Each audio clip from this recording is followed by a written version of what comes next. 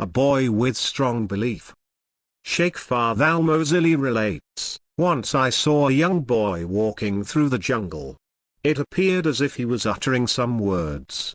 I greeted him with salam and he replied accordingly. I inquired, "Where are you going? It's an obligation that you are required to fulfill." He said, "I have witnessed death approach people younger than me and therefore would like to prepare if death was to knock on my door."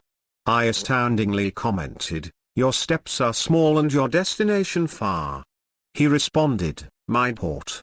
He replied, "My yaqeen, belief, is my provision and my feet are my conveyance." I explained, "I am asking you regarding bread and water." He replied, "O Sheikh, if someone invited you to his house, would it be appropriate to take your own food?" I exclaimed, "No." Similarly,